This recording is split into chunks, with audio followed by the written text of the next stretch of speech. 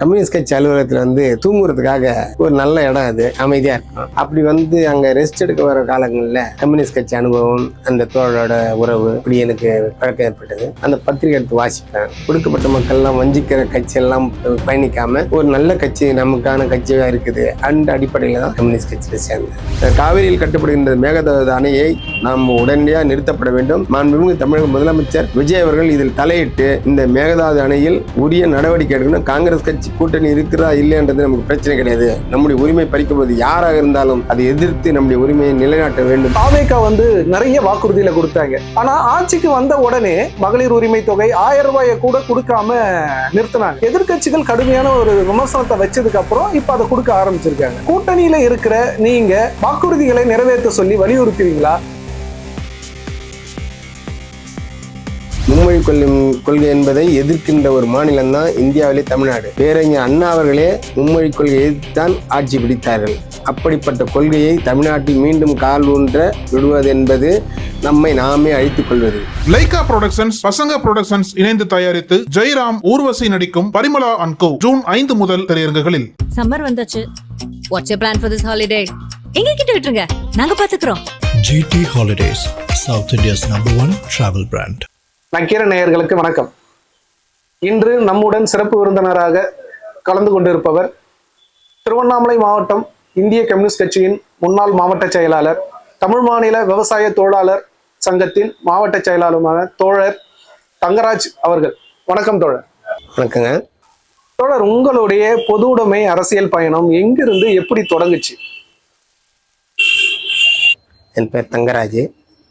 இந்திய கம்யூனிஸ்ட் கட்சியில் 84லேருந்து நான் பயணிக்கிறேன்.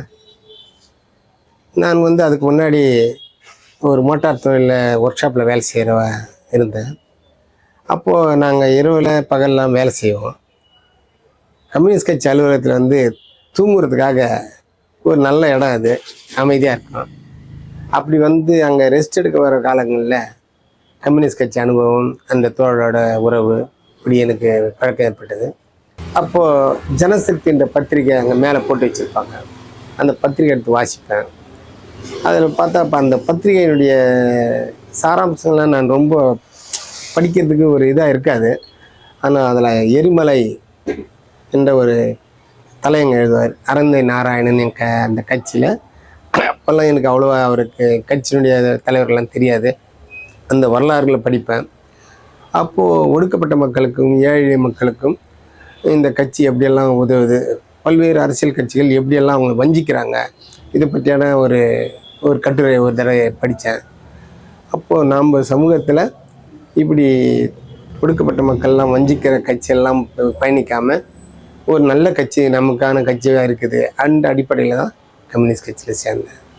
தோழர், நீங்கள் 40 ஆண்டு கால இந்த உங்களுடைய அரசியல் பயணத்தில் நீங்கள் ஒரு உறுப்பினராக இருந்திருக்கீங்க, ஒரு கட்சியினுடைய நிர்வாகியாகவும் இருந்திருக்கீங்க. உங்களுடைய மக்கள் போராட்டத்தில் உங்களுக்கு மன நிறைவளிச்ச ஒரு விஷயமா நீங்கள் எதை பார்க்குறீங்க? ரொம்ப நல்ல கேள்வி. நான் பொறுப்பெடுத்த பிறகு மலையாள மக்கள், குறிப்பாக நம்ம ஜவ்வாது மலையில் ஒரு தடவை மாவட்ட ஆட்சியர் போய் ஒரு 100 ஆண்டுக்கு மேலாக ஒரு மரத்தை பார்த்துட்டு இப்படி ஒரு சிறந்த மரம் மலையில் இருக்குது அப்படின்னு பேட்டி கொடுக்குறாரு. அன்று இரவே அந்த மரத்தை யாரோ சமூக விரோதிகள் வெட்டிட்டு போயிடுறாங்க.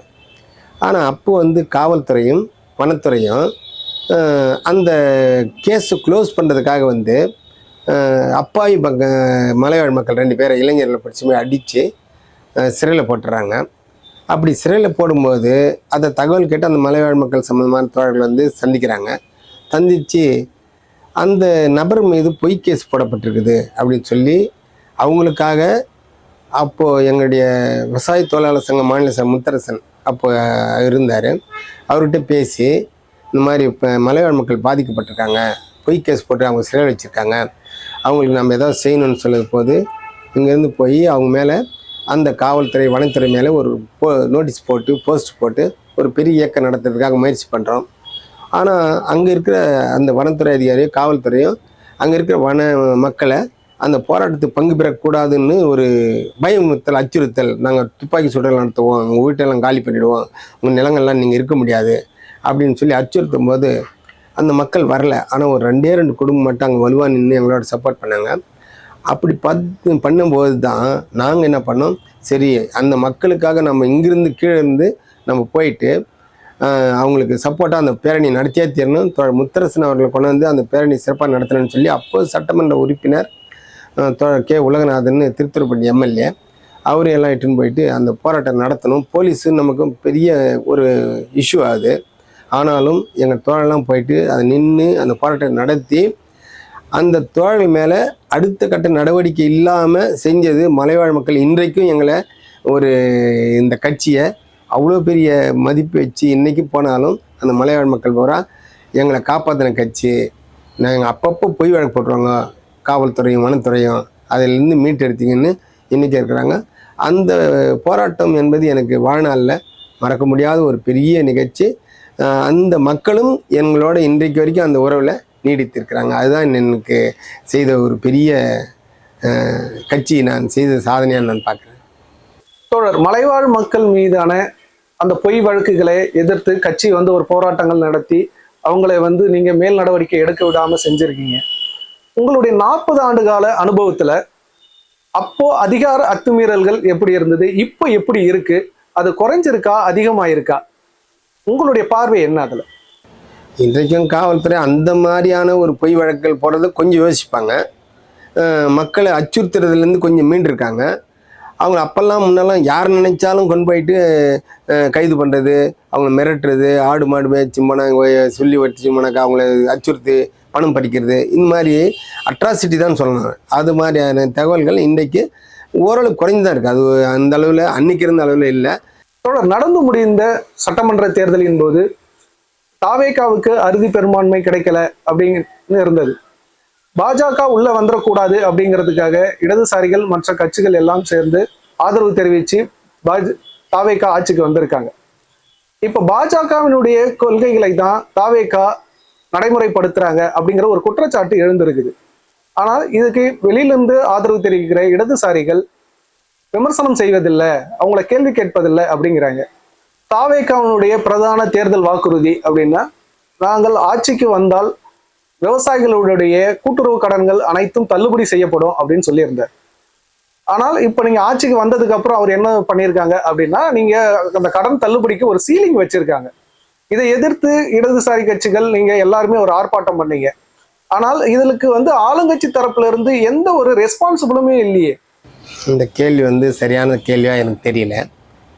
நாங்கள் திராவிட முன்னேற்ற கழக அரசோட கூட்டணியில் இருந்தபோது கூட 12 மணி நேரம் வேலைன்றதை அவங்க சொன்னாங்க. ஆனால் நாங்கள் 12 மணி நேரம் வேலை இல்லை, 8 மணி நேரம் வேலைக்காக போராடி பெற்ற உரிமை அது. அப்படிப்பட்ட உரிமையை திராவிட முன்னேற்ற கழக அரசு செய்து தவறுன்னு சுட்டி காட்டி அந்த ஆட்சியை கூட நாங்கள் கண்டிச்சிருக்கிறோம். சமீபத்தில் பார்த்திங்கன்னா விவசாயிகளுக்கு உரம் கிடைக்கல போன்ற பல்வேறு இதை வச்சு போன வாரம் ஆர்ப்பாட்டம் நடத்துகிறோம். அந்த ஆர்ப்பாட்டத்தில் கூட உரம் தட்டுப்பாடு இருக்குதுன்னு பேசணும். அதே டைமில் இந்த விவசாயிகளுக்கு கூட்டுறவு கடன் தள்ளுபடியில் அந்த 50%, 5 ஏக்கரா இப்படியா ஒரு டிமாண்ட் வச்சுருக்காங்க இல்லையா, சீலிங், அந்த முறை தவறான முறைன்னு சொல்லி சுட்டி காட்டி நாங்கள் ஆர்ப்பாட்டத்தை வெற்றிகரமாக நடத்தியிருக்கிறோம். ஆக நாங்கள் எந்த அரசுக்கும் யாருக்கும் சப்போர்ட் பண்ணால் கூட மக்கள் நலனின் அக்கறை கொண்ட அரசு, அதிலும் குறிப்பாக ஏழை மக்கள், விவசாயிகள், விவசாய தொழிலாளர்களுக்காக அவர்கள் உரிமை பறிக்கப்படும் போதெல்லாம் ஒருபோதும் நாங்கள் அரசுக்கு சப்போர்ட் பண்ணுறோன்றதை மறந்துட்டு மக்கள் நலனில் தான் இந்திய கம்யூனிஸ்ட் கட்சியும் அல்லது இடதுசாரி கட்சிகளும் தொடர்ந்து பயணிக்கிறோம் என்பது உங்களுக்கு தெரிவிச்சுக்கிறேன். ஏற்கனவே நிதிநிலை இல்லை, அதனால் அந்த நிதிநிலைக்கு ஏற்ற மாதிரி நாங்கள் கண்டிப்பாக செய்வோன்ற ஒரு தகவலை மாண்புமிகு முதலமைச்சர் விஜய் அவர்கள் சொல்லியிருக்காங்க. அது கருத்தில் கொண்டு நம்ம ஒரு கால அவகாசம் வச்சு அதெல்லாம் செய்கிறதுக்கான முயற்சி பண்ணுவோம். அப்படி செய்யலாம் மீண்டும் நம்ம அது கவனத்துக்கு அரசை கொண்டு வந்து மக்கள் நலனில் அக்கறை கொண்டு அந்த திட்டங்களை, தேர்தல் வாக்குறுதிகளை நிறைவேற்றுவரை இந்திய கம்யூனிஸ்ட் கட்சியும் இடதுசாரி கட்சிகளும் போராடுவதில் உறுதியாக இருக்கிறோம். தாவேகா ஆட்சி அமைவதற்கு காங்கிரஸ், விசிகா போன்ற கட்சிகள் எந்த அளவுக்கு அமைச்சரவையில் இடம்பெற்றிருக்காங்களோ அதே மாதிரி வெளியில இருந்து ஒரு ஆதரவு தெரிவித்து அந்த ஆட்சி இப்போது வரைக்கும் நடக்கிறதுக்கு ஒரு உறுதுணையா இருக்கிறது இடதுசாரி கட்சிகள் தான். அந்த தாவேகாவிட்ட இருந்து இடதுசாரிகள் எதிர்பார்ப்பது என்ன? இடதுசாரிகள் எப்போதும் எதிர்பார்ப்பு என்பது ஒன்றும் கிடையாதுங்க. மக்கள் நலன், அந்த நலனுக்கு எதிராக எது செய்தாலும் அது கேட்கறது. இன்றைக்கி இந்த அரசு நீடிக்க வேண்டும் என்பதற்கு காரணம் ஜனநாயக படுகொலை நடந்துவிடக்கூடாது என்பதுதான் அதனுடைய நோக்கம். ஆதரவு கொடுத்தது என்பதே ஒரு 108 சட்டமன்ற உறுப்பினரை கொண்டு பெரும்பான்மை கட்சியாக விளங்கிய இந்த தாவேகா ஆட்சி அதிகாரத்தை கைப்பற்றுவதற்கு தடையாக இருந்த ஒன்றிய அரசினுடைய திட்டங்களை முறியடிக்கப்பட வேண்டும். பெரும்பான்மையான கட்சி என்ற அடிப்படையில் அவர்கள் அரசு அமைக்க வேண்டும் என்பதில் நாங்கள் உறுதுணையாக இருக்கிறோம். தொடர் உங்களுடைய 40 ஆண்டு கால அரசியல் பயணத்துல தமிழ்நாட்டுடைய அரசியலை நீங்க நல்லா பார்த்துக்கிட்டு வந்துட்டு இருக்கீங்க. திமுக அதிமுகங்கிற 2 கட்சிகள் கடந்த 50-60 ஆண்டுகளா தமிழ்நாட்டை ஆட்சி செஞ்சுட்டு இருக்காங்க. புதுசா கட்சி ஆரம்பிச்ச உடனே விஜய் வந்து ஆட்சியை பிடிச்சிருக்காரு. இதை நீங்க உங்களுடைய அரசியல் அனுபவத்துல எப்படி பாக்குறீங்க? இது ஒரு அபூர்வமான கேள்வி, ஒரு அபூர்வமான வெற்றியும் கூட. மறைந்த முதலமைச்சர் மாண்புமிகு எம்ஜி ராமச்சந்திரன் அவர்கள் கூட ஆட்சிக்கு வந்தாங்க. ஆனால் அவங்க ஒரு 10 ஆண்டு காலம் அந்த கட்சியில் அவர் இருந்த திராவிட முன்னேற்ற கழகத்தில் பணியாற்றி அதுக்கப்புறம் கட்சி 72 ஆரம்பித்து 77 தான் தேர்தலை சந்திக்கிறார்.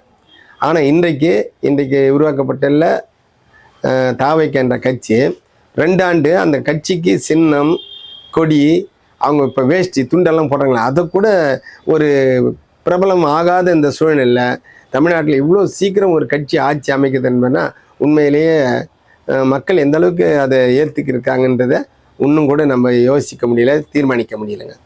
கேரளாவில் தொடர்ச்சியாக 10 ஆண்டுகள் ஆட்சியில் இருந்த இடதுசாரிகள் இப்போது ஆட்சியை இழந்திருக்காங்க.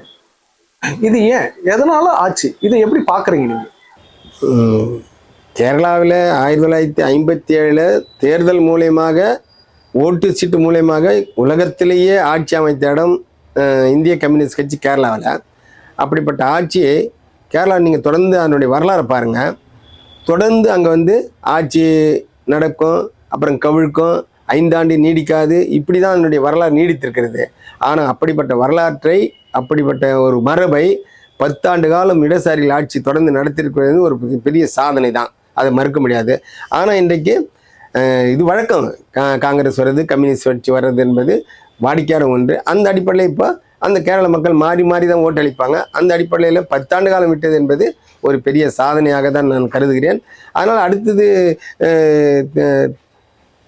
அந்த காங்கிரஸ் கட்சி இருக்கும், கம்யூனிஸ்ட் கட்சி இனிமேல் வராது அப்படின்ற நிலைமையெல்லாம் கிடையாது. ஆக கம்யூனிஸ்ட் கட்சிக்கு மாறியான ஆட்சி அதிகாரத்தை கேரள மக்கள் எப்பொழுதும் வழங்கி கொண்டிருக்கிறார்கள். அந்த அடிப்படையில் மீண்டும் வழங்குவார்கள் என்று ஒரு நம்பிக்கை உண்டு. கேரளாவில் மீண்டும் ஆட்சிக்கு வந்துடுவேன்னு நீங்கள் சொல்கிறீங்க தோழர். ஆனால் கேரளாவில் இப்போ பார்த்தீங்கன்னா முன்னாள் முதலமைச்சர் பினராயி விஜயன் மீது அமலாக்கத்துறை ரெய்டு வந்து நடத்தியிருக்காங்க. இந்த ரெய்டுக்கான காரணம் வந்து ராகுல் காந்தி விருப்பப்பட்ட பிரகாரம் இது நடத்தியிருக்காங்க அப்படின்னு சொல்லி ஒரு விமர்சனத்தை வந்து பினராயி விஜயன் வைக்கிறார். என்ன இதுல வருதுன்னா ஒரு சந்தேகம், இடதுசாரிகள் மீதான நம்பகத்தன்மை குறைதோ? இந்த மாதிரியான வருமான வரித்துறை ரெய்டுகள், அமலாக்கத்துறை ரெய்டுகள் மூலமா இடதுசாரிகள் மீதான நம்பகத்தன்மை குறையுதோ அப்படிங்கிற ஒரு சந்தேகம் உள்ளது. இதை நீங்க எப்படி பாக்குறீங்க? இதை இடதுசாரிகள் மீது எவ்வளோ நீங்கள் சேற்றை வாரி புழுதி வாரி வீசினாலும் கூட அந்த பிம்பம் உடையாது. இதுக்கு முன்னால் பினராயி விஜயன் மேலே வெளிநாட்டிலேருந்து அந்த நகை போக்குவரத்தான சமாச்சாரங்கள்லாம் அவர் மேல் சுமத்தப்பட்டது. அந்த பெண் உறவு இந்த மாதிரியான பல்வேறு குற்றச்சாட்டுகள் சொல்லப்பட்டது. அதுக்கு ஒன்றிய அரசு, பாஜகவும் சரி, காங்கிரஸ் கட்சி இது மாதிரி வேலைகள் அவர் வழக்கமாக செய்கின்ற வேலையை தான் செய்து கொண்டிருக்கின்றார்கள். ஆகவே அதனால் வந்து இடதுசாரிகளை ஒருபோதும் யாரும் இந்தியாவிலே எந்த மாநிலத்தில் ஆனாலும் சரி இடதுசாரிகளை நீங்கள் குற்றவாளிகள் என்று சொல்லலாம். ஆனால் ஒருபோதும் அவர்கள் குற்றவாளிகள் என்று தண்டிக்கப்படுவதற்கான வாய்ப்பே வரலாற்றில் கிடையாது. அதை ஆணித்தரமாக என்னால் சொல்ல முடியும். மேற்கு வங்கத்துல நீண்ட காலம் ஆட்சியில் இருந்த இடதுசாரிகளிடமிருந்து 15 ஆண்டுகளுக்கு முன்பு ஆட்சியை தட்டி பறிச்சாங்க திரிணாமுல் காங்கிரசினுடைய மம்தா பானர்ஜி. தொடர்ந்து 15 ஆண்டுகள் ஆட்சி பொறுப்புல இருந்தவங்களை இந்த முறை பிஜேபி தோற்கடிச்சு ஆட்சி பொறுப்புக்கு வந்திருக்காங்க. அப்படி வந்த பிஜேபி மேற்கு வங்கத்துல திரிணாமுல் காங்கிரசினுடைய அலுவலகங்கள் மீதான ஒரு தாக்குதல் நடத்துறதும், எம்பிகள் எம்எல்ஏக்கள் மீதான தாக்குதல் நடத்துறது தொடர்கதையாயிருக்கு. முற்பகல் செய்யும் பிற்பகல் வரும்னு நம்ம படிச்சிருப்போம், உங்களுக்கும் தெரியும். ஏற்கனவே ஒரு 35 ஆண்டு கால ஆட்சியை இழந்து ஒரு கட்சி ஆட்சிக்கு வருது. மம்தா அவர்கள் அரியணை ஏறுகிறார்கள். அப்படி அரியணை ஏறும்போது அங்கே ஏற்பட்ட கலவரங்கள்லாம் உங்களுக்கு தெரியும். மார்க்சிஸ்ட் கம்யூனிஸ்ட் கட்சி அலுவலகங்கள் போன்றவற்றை சூறையாடியது, அந்த கட்சி அலுவலகங்களே கைப்பற்றியது, இப்படி வன்முறைகள்லாம் நடந்தது. இதை நம்ம மறந்துட முடியாது. வரலாற்றில் ஊடகங்கள் இதை அப்பப்போ சொல்லிட்டு தான் இருக்கிறீங்க. ஊடகவியலர்கள் இது தெரியாதுன்னு யாரும் நாங்கள் சொல்லிட முடியாது. ஏதோ நாங்கள் தான் எங்கள் இடதுசாரிகள் கட்சிக்கு சப்பு கட்டுறோன்னு நீங்கள் நினைச்சிட முடியாது. அப்படிப்பட்ட தவறுகளை ஏற்கனவே மம்தா அவர்கள் ஆட்சி அரியணை ஏறும்போது செய்தாங்க. அதைத்தான் இன்றைக்கி பிஜேபி தொடர்ந்து செய்யுது. இந்தியாவில் முழுக்க எல்லா மாநிலங்களும் இன்றைக்கு பிஜேபி இந்த வேலை தொடர்ந்து செய்து கொண்டிருக்கின்றார்கள். ஆனால் ஒரு காலத்தில் இந்த இதுக்கான வன்முறைகளை தீர்வு கண்ட வகையில் இந்தியாவில் மக்கள் ஒரு மாற்றத்தை ஏற்படுத்துவார்கள்.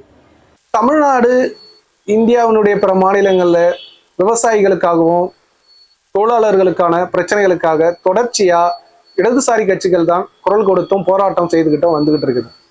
இப்போவும் பார்த்தோம் அப்படின்னா விவசாய கூலிகளுக்கு தொழிலாளர்களுக்கான கூலி சரியாக வழங்கப்படுறதில்லை, விவசாய பொருட்களுக்கான சரியான விலை கிடைக்கிறதில்ல, தொழிலாளர்களுக்கான முறையான ஊதியம் வழங்கப்படுவதில்லைங்கிற ஒரு பிரச்சனை இருந்துகிட்டே இருக்கு. இதுக்காக இடதுசாரிகள் என்ன செய்ய போறாங்க?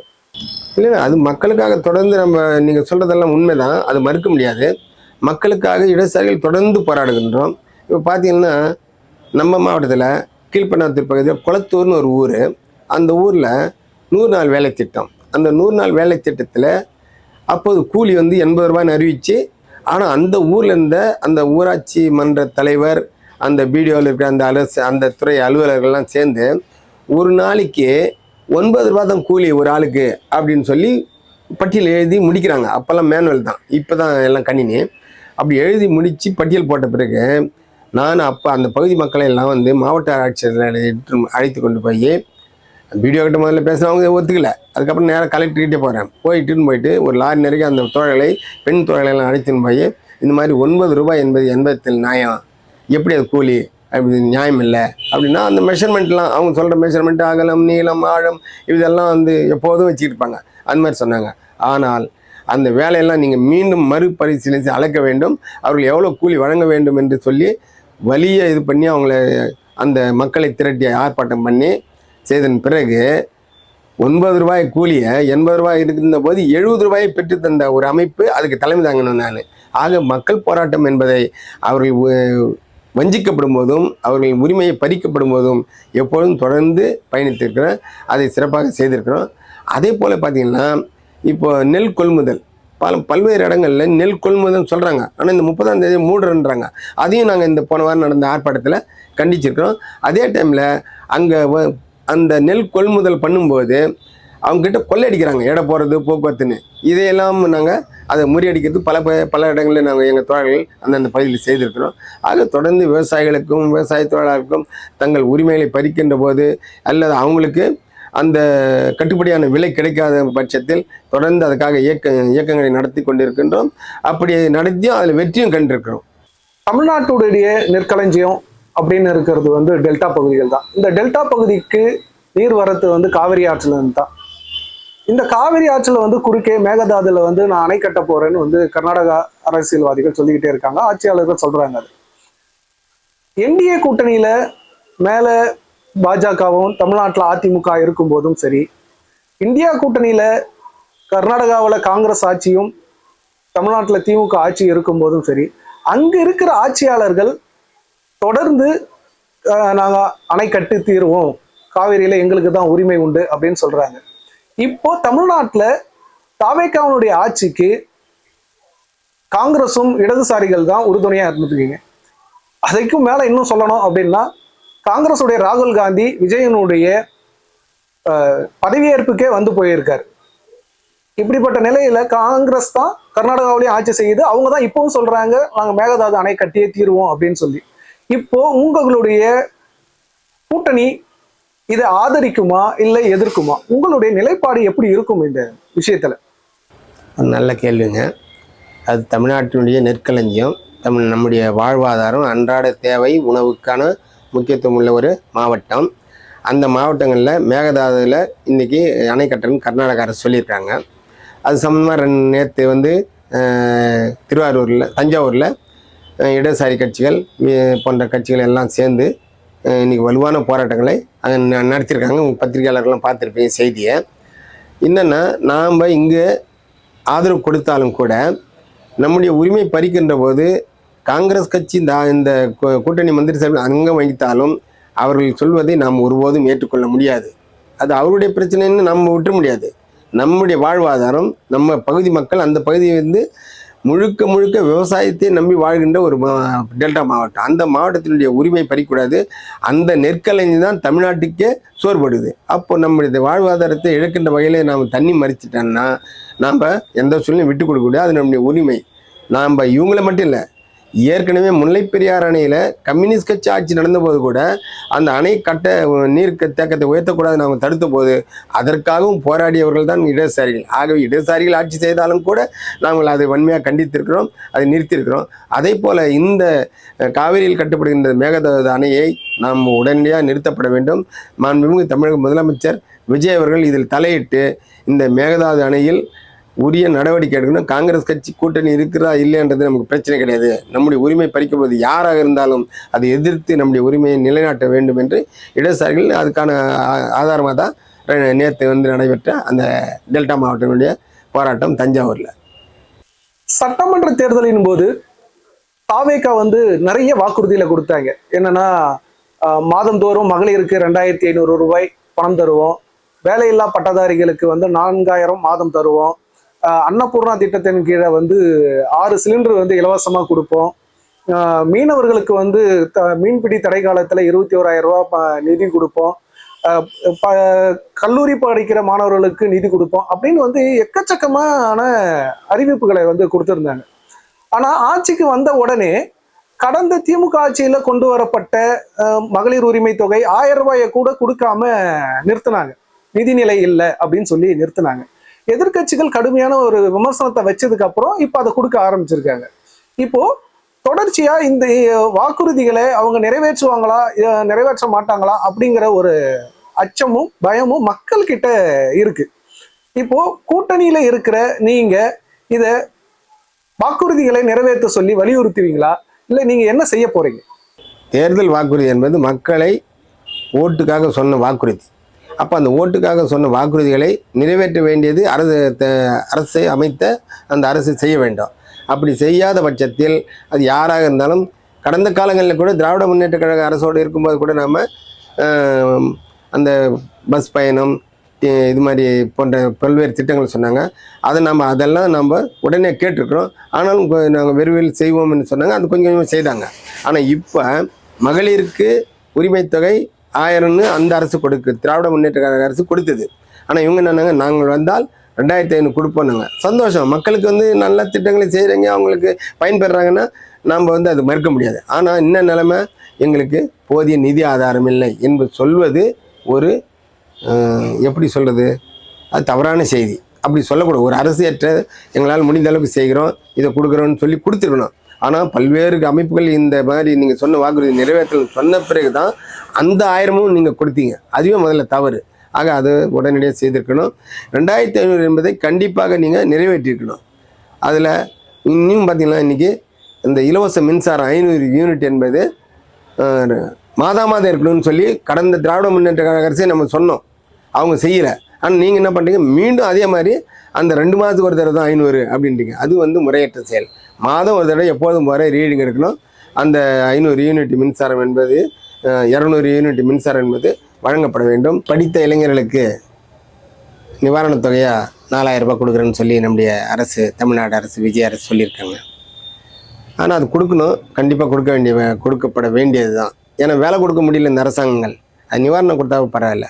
ஆனால் ஒன்றிய மோடி அரசாங்கம் 2014 ஆட்சிக்கு வரும்போது எங்களுக்கு வாய்ப்பளித்தால் ஆண்டுக்கு 2 கோடி பேருக்கு வேலை தருவோம் என்று வாக்குறுதி அளித்தாங்க. ஆனால் இன்றைக்கி 12 ஆண்டுகள் ஆகிவிட்டது. 12 24 கோடி பேருக்கு இந்த அரசு வேலை வழங்கியிருக்கப்பட வேண்டும். ஆனால் மாறா வேலை வழங்கப்பட வேண்டிய பொதுத்துறை நிறுவனங்கள்லாம் விற்று காலியாக்கிட்டாங்க. இருந்த துறைகளில் வேலையை பறிச்சிட்டாங்க. காலி இடங்களில் நிரப்பப்படலை. அப்போ இது எவ்வளோ பெரிய மோசடி. இந்த மாதிரி மோசடி நடக்கக்கூடாது. அதை எப்படி நம்ம எல்லாரும் கேட்டு அதுக்காக தொடர்ச்சியாக போராடிக்கிட்டு இருக்கிறோமோ அதே போல் விஜய் அரசும் படித்த இளைஞர்களுக்கு நிவாரணமாக 4000 உடனடியாக இந்த மாதத்துலேருந்து வழங்கியிருக்கணும். வழங்காதது ஏற்றுக்கொள்ள முடியாது. அதை நீங்கள் சரி செய்து அந்த மாணவர்களுக்கு ஊக்கத்தொகையாக வழங்கப்பட வேண்டிய நிதியை கொடுக்கணும். இல்லைன்னா அப்படிப்பட்ட இளைஞர்களுக்கு 5 ஆண்டுக்கு மேலே படிச்சுட்டு சும்மா கிடந்து வேலை கொடுக்கறதுக்கு உருவாக்குறதுக்கான வசதி வாய்ப்புகளை உருவாக்கணும். இது தமிழ்நாட்டில் இருமொழி கொள்கை அப்படிங்கிறதுல வந்து திமுக அதிமுக இரண்டுமே வந்து உறுதியா இருக்காங்க.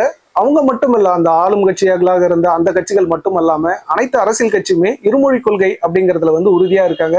கடந்த 50 ஆண்டுகளாகவும் அதை கடைபிடிச்சுக்கிட்டும் வராங்க. ஆனா சமீபத்துல ஒன்றிய பாஜக அரசு நீங்க மும்மொழி கொள்கையை ஏத்துக்கொண்டுதான் ஆகணும், இந்தி கட்டாயம் அப்படின்னு சொல்றாங்க, புதிய கல்விக் கொள்கையை ஏத்துக்கணும் அப்படின்னு சொல்றாங்க. இப்போ ஆட்சியில் இருக்கிற தாவேகா அமைச்சரும் சரி முதலமைச்சரும் சரி இதற்கு எந்த ஒரு பதிலுமே சொல்லாம இருக்காங்க. சிபிஎஸ்இ பள்ளிகள்ல நீங்க மும்மொழி கொள்கையை அமுல்படுத்தவும் தொடங்கிட்டாங்க. இதுல இடதுசாரிகள் என்ன ஒரு நிலைப்பாடு எடுக்க போறீங்க? இதை எப்படி பாக்குறீங்க? மும்மொழி கொள்கையை எப்போதும் தமிழ்நாட்டில் கால் ஒன்று அனுமதிக்க முடியாது. மும்மொழி கொள்கை என்பதை எதிர்க்கின்ற ஒரு மாநிலம்தான் இந்தியாவிலே தமிழ்நாடு. பேரறிஞர் அண்ணா அவர்களே மும்மொழி கொள்கையை எதிர்த்துத்தான் ஆட்சி பிடித்தார்கள். அப்படிப்பட்ட கொள்கையை தமிழ்நாட்டில் மீண்டும் கால் ஊன்ற விடுவது என்பது நம்மை நாமே அழித்துக் கொள்வது. இருமொழி கொள்கை தான் தமிழ்நாட்டுக்கு உகந்தது. அந்த அடிப்படையில் இங்கு இருக்கின்ற எல்லா அரசியல் கட்சிகளுமே மும்மொழி கொள்கையை கண்டிப்பாக எதிர்ப்பார்கள். இடதுசாரிகள் தொடர்ந்து அதை எதிர்ப்போம், வலுவாக நிற்போம். ஒன்றிய பாஜக அரசு ஆட்சியில் இல்லாத மாநிலங்கள்ல எதிர்கட்சிகளுடைய மாநிலங்கள்ல கவர்னரை வைத்து ஒரு நெருக்கடியை எப்பயுமே கொடுத்துக்கிட்டே இருக்கும். அப்படிதான் தமிழ்நாட்டினுடைய திமுக ஆட்சியை கவர்னரை வச்சு ஒரு நெருக்கடி கொடுத்துக்கிட்டே இருந்தாங்க. என்னன்னா, நீங்க பல்கலைக்கழகங்களுடைய வேந்தரா கவர்னர் தான் இருப்பார். இதனால அங்க ஆர்எஸ்எஸ் கொள்கைகளை புகுத்தி மாணவர்களுடைய படிப்புகளை நாசம் செய்யறாங்க அப்படின்னு சொல்லிட்டு கடந்த திமுக ஆட்சியில உச்சநீதிமன்றம் வரைக்கும் போய் சட்ட போராட்டம் நடத்தி இனிமே பல்கலைக்கழகங்களுடைய வேந்தரா முதலமைச்சரை தொடர்வார் அப்படிங்கிற உத்தரவை வாங்கிட்டு வந்தாங்க. இப்ப இருக்கிற தாவேகா ஆட்சியினுடைய அமைச்சரா இருக்கிறவரு, உயர்கல்வி அமைச்சர் என்ன சொல்றாரு? கடந்த காலத்துல வாங்கப்பட்ட அந்த உத்தரவுகளை எல்லாம் நாங்க வந்து நடைமுறைப்படுத்தணும், அதை பின்பற்றணுங்கிற அவசியம் இல்லை அப்படின்னு சொல்றாரு. இல்லை, அப்படி சொல்லிட முடியாதுங்க. கடந்த கால ஆட்சியில் ஆளுநருடைய அந்த திட்டத்தை நாம் வலுவாக எதிர்த்திருக்கிறோம், ஊடகங்களுக்கும் தெரியும். இப்போ இவங்க என்ன முடிவு இன்னும் வந்து சரியான முடிவு இவங்க சொல்லலை. இந்த மும்மொழி கொள்கையில் நம்ம ஒருபோதும் அனுமதிக்க முடியாது. அதே டைமில் இந்த கல்விக் கொள்கையில் வந்து பார்த்திங்கன்னா அவங்க இது மாதிரி நிலைப்பாட்டை எதிர்த்து இந்த அரசு செயல்படவில்லை என்றால், சட்ட ரீதியான இயக்கத்தை நடத்தவில்லை என்றால் கண்டிப்பாக இடதுசாரிகள் கண்டிப்பாக வலுவாக அதை நாங்கள் எதிர்ப்போம். உங்களுடைய 40 ஆண்டு கால அரசியல் அனுபவத்தையும் தற்கால அரசியல் சூழ்நிலை குறித்து நக்கீரன் நேயர்களோடு உங்கள் கருத்துக்களை பகிர்ந்து கொண்டதுக்கு மிக்க மகிழ்ச்சி. நன்றி தோழர். இந்த சிறப்பான பேட்டி எடுத்தீங்க. இதை காணுகின்ற நக்கீரன் நேயர்களுக்கும் பொதுமக்களுக்கும் இந்திய கம்யூனிஸ்ட் கட்சி சார்பில் நெஞ்சார்ந்த நன்றியை தெரிவித்துக் கொள்கிறேன். நக்கீரன் டிவிக்கு சப்ஸ்கிரைப் செய்யுங்கள். உங்கள் ஆதரவே எங்கள் பலம். ஆசிரியர்களுக்கு நண்பனாகவும் மாணவர்களுக்கு ஆசானாகவும் திகழும் தேர்வு வழிகாட்டி. ஒவ்வொரு பாடத்திற்கும் அனுபவமிக்க ஆசிரியர்களின் துல்லியமான தெளிவான விடைகள். CNC இருக்கு, தேர்வு பயம் எதற்கு? இது தீரன் பப்ளிஷிங் ஹவுஸ் விற்பனை வெளியீடு.